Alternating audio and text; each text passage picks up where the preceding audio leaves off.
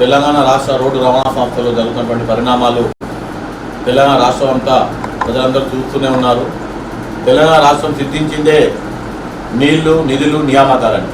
ఆనాడు 2014 ముందు జరిగినటువంటి సకల సమ్మెని కూడా విజయవంతం చేసినటువంటి ఘనత ఈ ఆర్టీసీ కార్మికులు. ఆనాడు తెలంగాణ ఉద్యమం జరిగినప్పుడు ఆ యొక్క ఉద్యమంలో విద్యార్థులు, ఉపాధ్యాయులు, అన్ని సంఘాలు, కుల సంఘాలు కలిసి ఏకమై సకల సమ్మెం చేశాయి. ఆ సమ్మెలో అగ్రభాగాన నిలిచినటువంటి చరిత్ర మా ఆర్టీసీ కార్మికుల చరిత్ర. ఆనాడు ఉన్నటువంటి ఉద్యమకారులు తెలంగాణ రాష్ట్రం వస్తే తెలంగాణ రాష్ట్రం వస్తే ఆర్టీసీ కార్మికులు కేంద్ర ప్రభుత్వం సమానంగా జీతాలు వస్తాయి, ఆర్టీసీలో విలీనం చేస్తామని అభ్యపెట్టి ఆనాడు సమ్మెలో మమ్మల్ని వాడుకున్నారు. ఆ తర్వాత సమ్మె అయిపోయిన తర్వాత కొత్త రాష్ట్రం ఏర్పడింది. కొత్త రాష్ట్రం ఏర్పడిన తర్వాత ఆర్టీసీ కార్మికులు మర్చిపోయారు. అలాంటి తరుణంలో మొట్టమొదటి ఏర్పడినటువంటి బీఆర్ఎస్ ప్రభుత్వము 5 సంవత్సరాల పాలన చేసినప్పటికీ ఆ యొక్క ఇచ్చినటువంటి హామీని అమలు చేయమని చెప్పేసి బీఆర్ఎస్ ప్రభుత్వంలో కూడా దాదాపు 52 రోజులు సమ్మెను చేసి, విరోచిత సమ్మె చేసి చరిత్ర సృష్టించినటువంటి ఘనత ఈ ఆర్టీసీ కార్మికుల ఘనత. ఆ యొక్క సమ్మెలో దాదాపు 34 మంది మా ఆర్టీసీ కార్మికులు ఏకైక ఆకాంక్ష ఆర్టీసీని ప్రభుత్వం విలీనం చేయాలి, విలీనం చేసే మా కుటుంబాలు బాగుపడతాయి, మా యొక్క ఉద్యోగానికి భద్రత వస్తుందని చెప్పేసి దాదాపు 34 మంది ఆర్టీసీ కార్మికులు నేల కొరిగినటువంటి సందర్భంలో కూడా చలించినటువంటి ప్రభుత్వానికి ఏ గతి పట్టిందో యావత్ ప్రజలకు తెలుసు. ఆనాడు ఎన్నికలు ఉండవు, యూనియన్లు ఉండవు, ఏం చేస్తారు చేసుకొని ప్రభుత్వం విలీనం చేయనటువంటి ఒంటెత్తు పోగొడపోయినటువంటి అపార చాణక్యుడు, తెలంగాణ ఉద్యమకారుడు, తెలంగాణ తెచ్చినటువంటి జాతిపిత అన్నటువంటి కేసీఆరే ఒక అడుగు వెనక్కి వేసి 2వ దఫా ఎన్నికలకు వెళ్లే ముందు అసెంబ్లీలో బిల్లుని పాస్ చేసి గవర్నర్ దగ్గర పంపడం జరిగింది. గవర్నర్ గారి దగ్గర గెజిట్ విడుదలైంది. 90% విలీన ప్రక్రియ పూర్తయింది. కేవలం 10% విలీన ప్రక్రియ కావాల్సిన సందర్భంలో ఎలక్షన్ కోడ్లు వచ్చాయనేటువంటి ఒక సాగుతోని ప్రక్రియను పూర్తి చేయలేదు. ఆనాడు ప్రస్తుతం ఉన్నటువంటి అధికార పక్షము అప్పుడు ప్రతిపక్షంలో ఉండి మేనిఫెస్టోలో ప్రకటించింది, రేపు కనుక మా ప్రభుత్వం వస్తే ఆర్టీసీని సంపూర్ణ ఉద్యోగ భద్రతతో పాటు విలీనం చేస్తామని చెప్పేసి మేనిఫెస్టోలో పెట్టుకోవడం జరిగింది.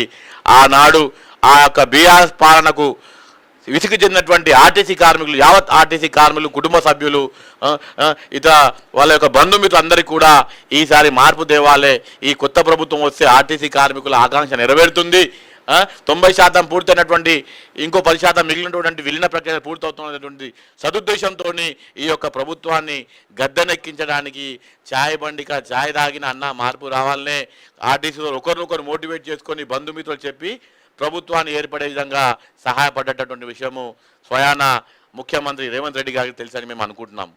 అయినప్పటికీ కొత్తగా ఏర్పడినటువంటి ప్రభుత్వము 2.5 సంవత్సరాలు పూర్తవుతుంది. ఎప్పుడు అడిగినా కొత్తగా వచ్చామని చెప్పారు. ఈ యొక్క ఆర్టీసీ కార్మికుల ప్రభుత్వానికి అన్ని చేయడానికి అవుతుంది, కానీ ఆర్టీసీల దగ్గర రాగానే ఎందుకో మరి ఈ వివక్షత. ఇప్పుడున్నట్టు ప్రభుత్వము గత ఏప్రిల్ నెలలో ఆర్టీసీ యావత్ కార్మికులు అందరూ ఏకతాటి మీద వచ్చి జేఏసీ ఆధ్వర్యంలో అన్ని యూనియన్లు ఒక తాటి మీద వచ్చి విరోచితమైన పోరాటం చేసి 3 రోజులు సమ్మె చేస్తున్న తరుణంలో 100% సక్సెస్ఫుల్ అటువంటి సమ్మెని ముందుకు సాగుతున్న సందర్భంలో నర్సంపేట డిపో డ్రైవర్గా అయినటువంటి శంకర్ గౌడ్ అన్న గారు అగ్నికి ఆహుతై ఇదే చివరి చావు కావాలి, ఆర్టీసీ ఖచ్చితంగా విలీనం కావాలనేటువంటి ఆకాంక్షతో అగ్నికి ఆహుతున్న సందర్భంలో ప్రభుత్వం దిగొచ్చి ఒక మెట్టు దిగి అందరి యూనియన్ నాయకులను ఆహ్వానించి సెక్రటరీలో దాదాపు సుదీర్ఘంగా 14 గంటలు చర్చలు జరిపి విలీనము ఎన్నికలు చేయడానికి చిత్తశుద్ధిగా ఉన్నామని చెప్పేసి ఒక 11% పీఆర్సీ ఇస్తామని చెప్పేసి ప్రకటించడంతో ఇదే అల్పసంఖ్యాకైన ఆర్టీసీ కార్మికులు డిపోల వద్ద పాలాభిషేకాలు చేసినటువంటి సందర్భం కూడా మీరు చూసి ఉంటారు. అయినప్పటికీ యూటర్న్ తీసుకొని స్వయాన ట్రాన్స్పోర్ట్ మినిస్టర్ గారు ఎన్నికలు ముందు పెడతాము, విలీనం తర్వాత అని చెప్పేసి మాట మార్చడంతో యావత్ ఆర్టీసీ కార్మికులు అందరూ కూడా కోపరేకుతానికి గురై యూనియన్ నాయకుల మీద దండెత్తే విధంగా కూడా తయారయ్యారు. అలాంటి తరుణంలో ఎన్నికలు వస్తే విలీన ప్రక్రియ ఎక్కడ దూరం అవుతుందో, ఎక్కడ సాధ్యమవుతుందో ఆర్టీసీ యావత్ 38,500 మంది కార్మికుల మనసులో ఉన్నటువంటి మాటను గేట్ల వద్ద వచ్చినటువంటి యూనియన్ నాయకులు నిలదీయడం జరిగింది.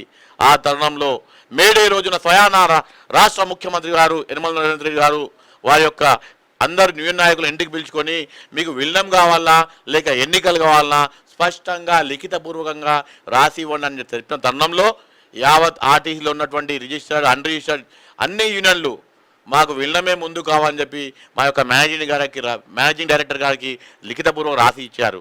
అయినప్పటికీ ఏదో మాట మేడే అయిపోయింది, జూన్ వస్తుంది, జూన్ 25 తారీఖు, దాదాపు నెల 45 రోజులు అవుతుంది. అయినా దీని మీద చిత్తశుద్ధి లేదు, ప్రభుత్వం కాలయాపన చేస్తున్న స్పష్టంగా మాకు అర్థమైంది. కాబట్టే ఒక 5 రోజుల క్రితమే బహుజన వర్కర్స్ యూనియన్ తెలంగాణ రాజ్యాధికార పార్టీ వ్యవస్థాపక అధ్యక్షులు తీర్మాన్ మల్లన్న గారి ఆధ్వర్యంలో బహుజన వర్కర్స్ని అటాచ్ చేసి మరో ఉద్యమాన్ని తేవాలన్నటువంటి సదుద్దేశంతో కార్మికుల ఆకాంక్ష ఏదైతే ఉందో కేవలం ఏకైక డిమాండ్ ఆర్టీసీ మాకు ఎన్నికలు అవసరం లేదు, బహుజన వర్కర్స్ యూనియన్ ఎన్నికల కొరకు రాలేదు, 38,500 మంది ఆర్టీసీ కార్మికుల ఆకాంక్షను శిరసావహిస్తూ తీర్మాన్ మల్లన్న గారి ఆధ్వర్యంలో ఏకైక ఎజెండా విలీనం ముందు జరగాలన్నటువంటి ఎజెండా ముందుకు వచ్చింది. ఆ తరుణంలో మా సహచర యూనియన్ జాతీయ మజ్దూర్ యూనియన్ తెలంగాణ జాతీయ మజ్దూర్ యూనియన్ సహచరులు హనుమంత్ గారు నిన్న ఆమాన్యరాధ చేపడితే వారి సంఘీభావంగా మేము కూడా ప్రకటించుకోవడం జరిగింది. అయినప్పటికీ బహుజన వర్కర్స్ యూనియన్ ఆధ్వర్యంలో ఈ యొక్క విలీన ప్రక్రియ పూర్తి అవుతుందన్నట్టు ఆశాభావం మాలో ఉన్నది. కార్మికులందరూ ఇప్పుడున్న సిచ్యువేషన్లో ఎవరు నమ్మబలుకోలేదు. ఏకైక నినాదం ఒకటే, ప్రశ్నించే గొంతుగా గత 15 సంవత్సరాలు ఈ 2.5 సంవత్సరాలు ప్రజా పోరాటం చేస్తున్నటువంటి ప్రజల పక్షాన ఉన్నటువంటి తెలంగాణ రాజ్యాధికార పార్టీ వ్యవస్థాపక అధ్యక్షులు తీర్మానం వల్ల చూస్తున్నారు. కాబట్టే తీర్మాన్ మల్లన్న గారి ఆధ్వర్యంలోనే విలీన ప్రక్రియ పూర్తవుతుందని ఆశించి ఈరోజు తెలంగాణ రాష్ట్ర రోడ్డు రవాణా సంస్థలో BW రాష్ట్ర చైర్మన్ అయినటువంటి మా సంపత్ ముదిరాజ్ అన్న గారు ఆమాన్య పూచుకోవడం జరిగింది. ఇదేదో ఎవరో మెప్పు కోసమో ఏదో రాజకీయ పార్టీ లబ్ధి కోసమో కాదు, యావత్ ఆర్టీసీ కార్మికుల ఆకాంక్ష మేరకు మాత్రమే ఈరోజు సంపత్ అన్న గారు ఆమాన్య చెప్పడం జరిగింది. రాష్ట్ర నాయకునిగా రాష్ట్ర అధ్యక్షునిగా యావత్ ఆర్టీసీ కార్మికులు చెప్పేది, అధైర్యపడకండి, శాంతియుత మార్గంలో మనం అహింసా మార్గంలో ముందుకు వెళ్తూ మన యొక్క చిరక ఏదైతే 10% అయితే మిగిలి ఉన్నదో ఆ ప్రక్రియ పూర్తి చేసుకునే రోజులు దగ్గరలో ఉన్నాయి. కాబట్టి అందరూ సమయంగా పాటించండి, ప్రభుత్వమే ఒత్తిడి చేసే విధంగా ముందుకు రావాలని కోరుకుంటూ ధన్యవాదములు. ఇప్పుడు